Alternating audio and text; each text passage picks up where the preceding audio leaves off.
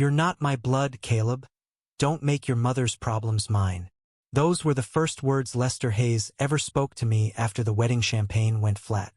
I was 14, sunburnt from endless July afternoons, and I remember thinking the sentence sounded like a legal clause, cold, airtight, leaving no room for appeal. And yet, to the outside world, ours was the picture of blended family bliss. A restored craftsman home with hydrangeas curling over the porch rail, Sunday barbecues thick with laughter, and Christmas cards that looked like they'd been staged by a lifestyle magazine. I was the narrator of my own little fairy tale back then. Mom, Evelyn, had survived years of double shifts and ramen dinners to keep the lights on after Dad's accident. When Lester entered the scene, a real estate developer with salt and pepper charm, she lit up, as though someone had switched the world from grayscale to Technicolor. I wanted to believe the color was meant for me, too. In the beginning, Lester played the role of benevolent provider with Academy Award precision. He upgraded my cracked phone, funded my debate team trips, even cheered from the bleachers while I botched a pop fly at the city championship. But beneath every applause beat a subtempo of calculation. He shook hands instead of hugging. He praised my grades but never framed a report card. His own children, Elliot, a Golden Boy Jr. at Dartmouth, and Madison, a figure skating prodigy, floated through the house like royalty on loan. Their smiles were bright, their manners impeccable, yet every family dinner felt choreographed. My anecdotes trimmed, my jokes met with polite half-laughs, Mom's gaze flicking nervously between us as though she feared the spell could shatter at any moment. Still, there were nights, long after Lester's whiskey glass sweated on the marble island, when I convinced myself we were inching toward something genuine. He'd ask about my college ambitions, nodding with the detached interest of a guidance counselor. I mistook those nods for signs of walls softening. Looking back, the cracks were always there. The way he insisted Madison's trophies occupy the living room mantel while my basketball sat exiled in the garage. The subtle wince when Mom referred to me as our son. The ironclad prenup nobody talked about but everyone felt, like a draft seeping under a locked door. The night before my 18th birthday, I heard Lester on the phone in his study. Voice hushed but clipped. "Caleb ages out next summer. Tuition is her responsibility." My name, Caleb, uttered like a budget line.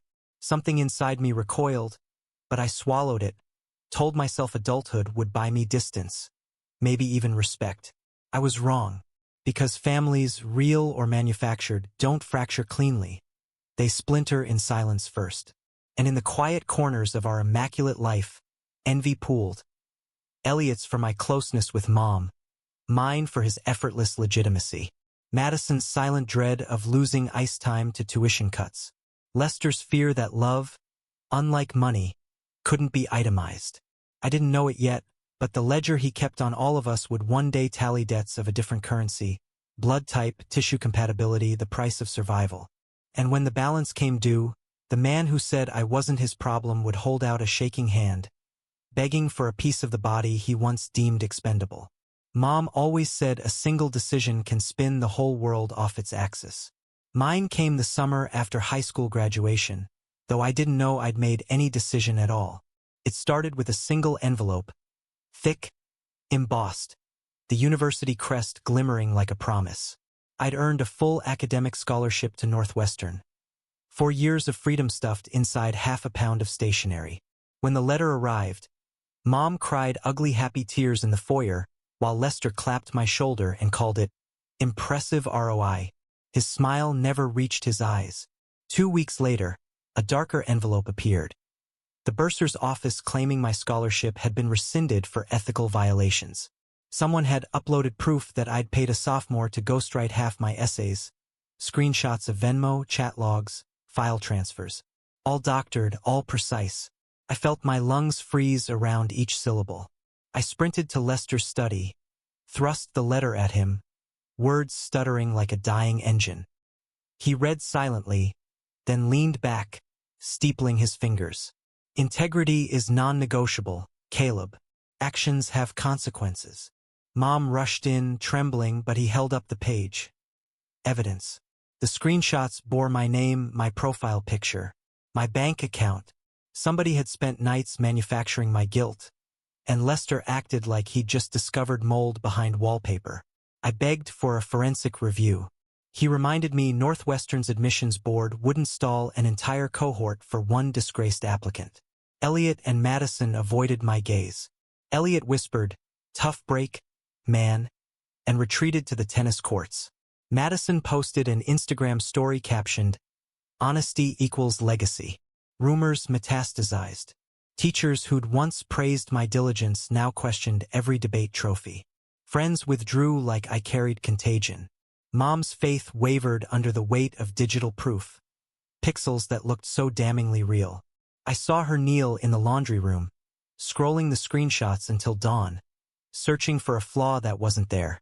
The final blow landed in the kitchen, over the marble island that once hosted birthday cakes. "I can't house a liar," Lester announced, voice flat as ledger paper. "You'll take a gap year, find work, pay rent at market rate. When you've earned back trust, we'll revisit college."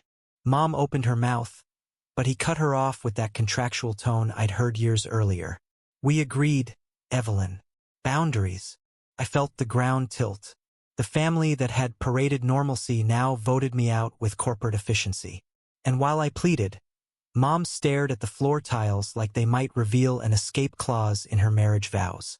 There was no chance to defend myself, no tribunal, no digital forensics, just exile. I packed at midnight, the lawn sprinklers whispering outside, wondering which betrayal hurt worse. Lester's forged evidence or Mom's silence while he laid the bricks around my life. When the door latched behind me, disbelief curdled into something harder. A jagged thirst for answers, or maybe revenge. I didn't know then that truth sometimes rots unopened, like fruit locked in a drawer. I stepped onto the curb with a duffel bag and a lie stitched to my name. The neighborhood streetlights hissed like disapproving elders, and every passing car felt as though it slowed just long enough to confirm that, yes, Caleb Hayes, the fraud, had finally been cast out. My first sanctuary was the back seat of a rust-flecked Corolla I'd bought with weekend lifeguard money. I parked in a 24-hour supermarket lot, pretending I was only passing through. On the second night, a security guard rapped the window and told me to keep moving, kid. Shoppers don't like reminders the world's unfair. So I migrated. Library lots, church parking rows, an abandoned strip mall where neon letters still spelled out J-Mart in broken chunks. I chased day labor like crumbs, hauling drywall, scrubbing cafeteria grease traps, loading furniture into vans for couples buying new lives. Each gig paid cash, no questions, yet every foreman eventually Googled my name. Algorithms turned the doctored screenshots into gospel. By the third, we'll call if we need you. I stopped offering my last name at all. I learned small humiliations pile faster than bills. Cold showers at the public pool. Counting quarters for gas, then for bread, then for the coin-op washer that ate my only dress shirt. Friends stopped texting once they realized I'd become a walking gravity well for misfortune. Even my former debate partner, once my ride or die, left my DMs on read. Nights were worst. The silence inside the Corolla pressed like water against a cracked hull. I replayed those screenshots line by line, trying to spot a pixel out of place. A typo. Anything to prove I deserved oxygen.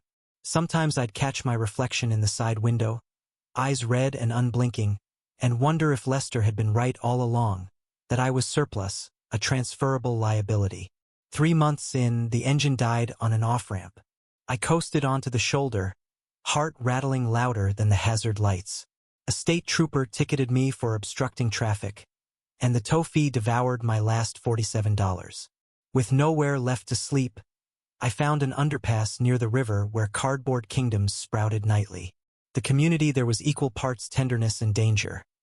Veterans who traded stories for cigarettes, runaway teens who bartered half-truths for warmth, a man everyone called Bishop who quoted psalms before curling up with a flask. One jittery dawn, a stranger tried to pry off my shoes while I slept. I woke swinging, both of us skidding across gravel until Bishop hauled the man away. My knuckles bled for hours, proof that even pacifists can fracture when cornered. Winter arrived early that year, a hard freeze that turned breath into glass shards. I stuffed plastic bags between two hoodies and still shivered so violently my teeth chipped. Somewhere between the river's black current and the freeway's white noise, I considered slipping into the water, letting the cold erase the fake scandal, the real hunger, the ache of being unchosen. I even pictured Mom's face at a hypothetical funeral. Would grief finally outweigh obedience? But cowardice or hope, sometimes they wear the same mask, kept me on the bank. I told myself if Lester could forge a lie, maybe I could forge a future. I just needed one witness who still believed I was more than the metadata of a crime I never committed. Rock bottom, I learned, isn't a single crash. It's a long echo, a series of smaller collapses until even your shadow seems to abandon you. I was still falling when, one sleet-bitten evening, a woman in a battered food truck apron offered me leftover soup and a place to wash dishes for scraps. Her name was Marisol, and she would become the first hinge in a door I thought was welded shut. The sleet that night felt personal. Ice pellets that stung like someone spelling my failures across my skin. I'd been washing Marisol's stockpot behind the food truck, half numb, when my body finally mutinied. The world tilted, sound drained away, and I crumpled onto the alley bricks, soap-slick hands scrabbling for something solid. I woke in a back room that smelled of cumin and floor polish, heat blasting from a space heater older than I was. Marisol sat on a milk crate beside the cot, ankles crossed, steam curling from a chipped mug. "Figured you could die on my curb," she said, "or live in my spare room." Rent's honesty and elbow grease. No pity in her tone, only an offer carved from the same stubbornness that kept her taco truck open past midnight. That matter-of-fact faith cracked something in me more cleanly than any betrayal. It reminded me of possibility.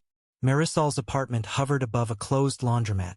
One narrow hallway, two doors, walls the color of dawn.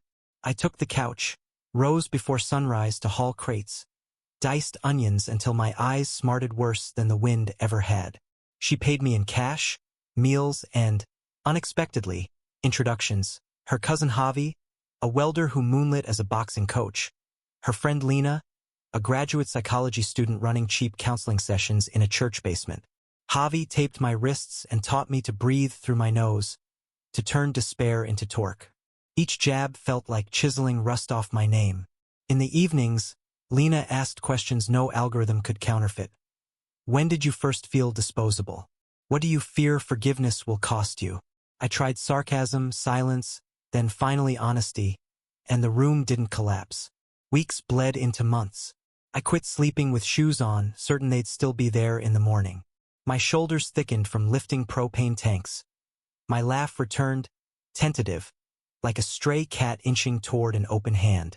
One Saturday, Marisol slid an envelope across the diner booth, community college enrollment papers she'd already notarized. "Business certificate," she shrugged. "Figure you can't sling tacos forever." I wanted to protest the tuition, the audacity of hope, but she cut me off with a look that said don't insult the gift. So I signed. Nights became spreadsheets and case studies. Dawns were dough prep and delivery routes. Discipline stitched my hours together, a quilt of tiny, chosen obligations. Still, every triumph carried an undertow of rage. I shadowboxed alone after closing, imagining Lester's face against the heavy bag, my breath fogging the dim warehouse light. Part of me craved the day I could return successful enough to spit truth across his mahogany desk.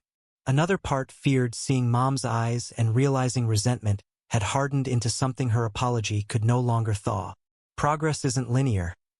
It loops, stumbles, doubles back. Yet one spring morning, nearly 2 years after the night I collapsed, I caught my reflection in the truck's chrome bumper. Posture squared, uniform clean, eyes alert. I almost didn't recognize the man staring back.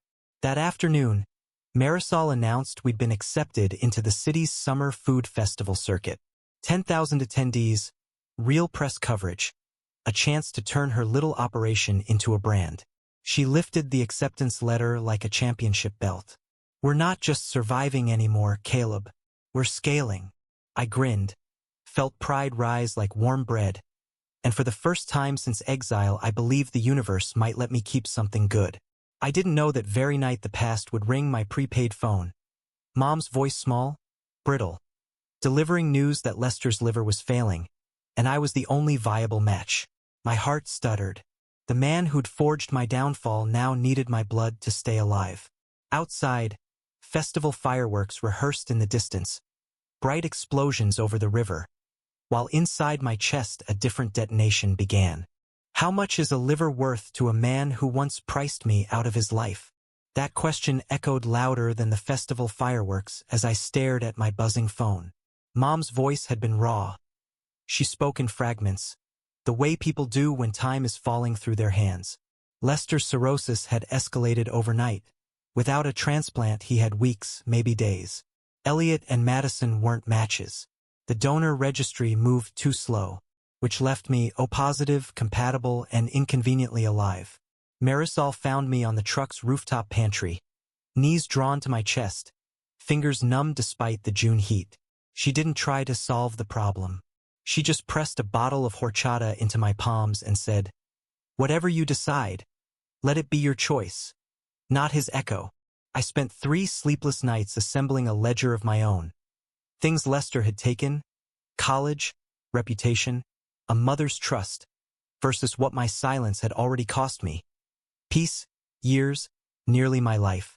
In business class, I'd learned about leverage, how sometimes the only power you have is the thing someone else needs. For once, righteousness and strategy pointed the same direction. I called Mom first. She answered on the second ring, hospital monitors beeping in the background. I told her I'd consider surgery under 2 conditions. Lester issued a notarized confession clearing my name with Northwestern and the press. He transferred full college funds, originally promised to me, into an escrow account I controlled. Silence.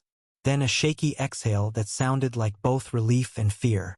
"He's weak, Caleb," she whispered. "I don't know if. Then he'll find the strength," I said, shocking myself with the calm in my voice.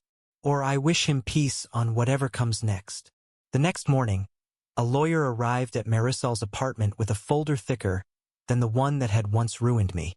Lester had signed everything, from hospital bed, for snaking into his arm, signature jagged but legible. The document detailed the forgery scheme.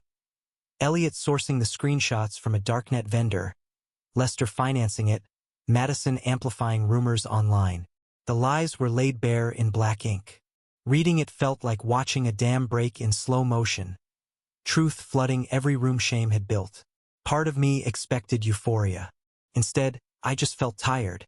But tired or not, I drove to the hospital at dawn. Marisol riding shotgun for moral ballast. Lester looked smaller than memory allowed. Gray skin stretched over bone, eyes vast with morphine and mortality. Mom clutched his hand, tears carving paths down her cheeks. When she saw me, hope flickered, dangerous, radiant.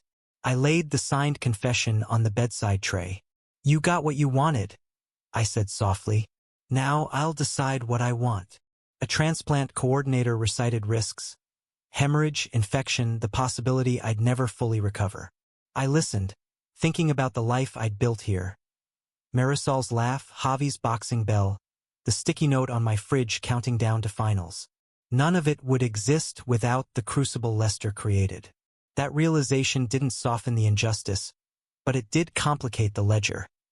My rebirth had sprouted from the ashes he'd scattered. When the coordinator finished, all eyes landed on me.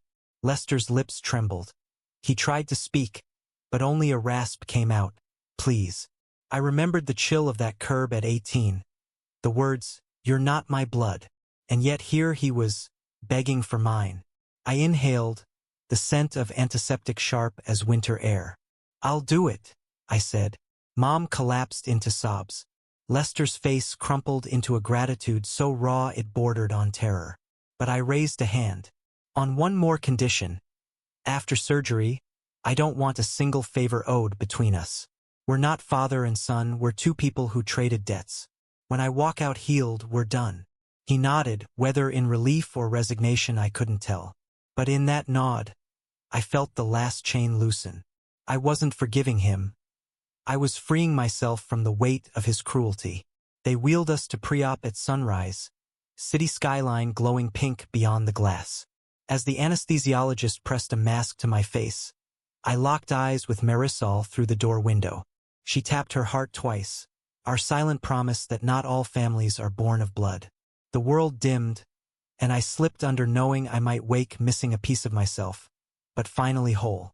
I surfaced from anesthesia to a ceiling the color of wet paper and a soreness that felt like someone had hollow-gouged my side with a hot spoon. The nurse told me the graft was functioning, that Lester's vitals had stabilized an hour after they sewed the new lobe into his failing body. In the blur between morphine drips, I registered Mom's hand cupping mine, her apology spilling in hushed syllables, too soft, too late, yet oddly weightless against the enormity of what we'd all survived. Recovery was a slow unspooling.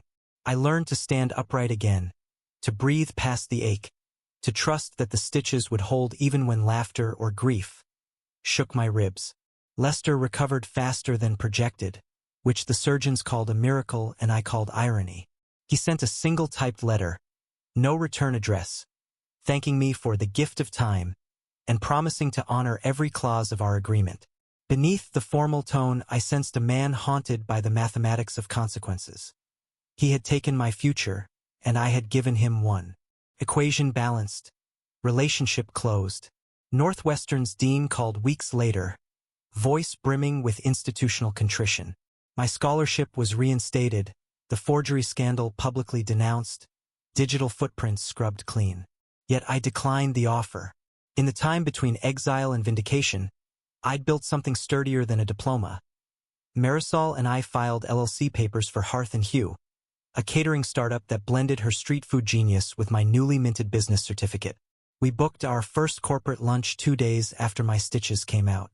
Elliot reached out next, an email titled "I owe you." He detailed how jealousy and fear of losing their father's approval had driven him to commission the forgery. He ended with, "I don't expect forgiveness, but I'm trying to deserve it someday." I replied with a single line, "Start by forgiving yourself. That debt's beyond my jurisdiction." Madison never contacted me, though I heard she quit competitive skating and volunteers at a literacy clinic on weekends. Guilt blooms differently in everyone. Mom visited the truck's grand reopening, eyes shining as crowds queued along the river walk. She apologized again, this time without flinching. I told her I was still working on the difference between anger and accountability, but the door was open, halfway. Healing, I'd learned, is a negotiation with your own nervous system. A series of micro-forgivenesses your heart issues to your brain until the past loses its veto power over the present. Sometimes, late after service, I still feel phantom pain near the scar and wonder if some part of Lester's DNA hums inside me. But the thought doesn't sour. If anything, it reminds me the body can host both wound and weapon, and choose which one to wield. Lena once asked what justice looks like when the ledger can never truly zero out. I told her it looks like living well anyway, like waking before dawn to boil tomatillos, laughing when the batter splatters, paying employees on time, sponsoring a scholarship in my own name for kids flagged at risk. Justice, I've realized, is less a courtroom verdict than a daily practice of refusing to become the cruelty that shaped you. I never saw Lester again. Word reached me last month that he sold his development firm and funds a transplant support foundation under Madison's management. Maybe that's redemption. Maybe it's PR. Either way, it's not my story to audit. Mine ends here, in a food truck that smells of cilantro and fresh beginnings, with Marisol flipping the closed sign so we can watch the river swallow the sun. I touched the raised seam on my abdomen, map of every mile between who I was and who I chose to be. I once believed blood defined belonging. Now I know it merely proves we're human, breakable, and capable of giving life, even to those who tried to take it from us. That truth is lighter than forgiveness, heavier than revenge, and exactly the size of the space I carved for myself in this wide, unfinished world. If you made it this far, you're officially part of the drama. Subscribe for more, and tell me in the comments, what would you have done?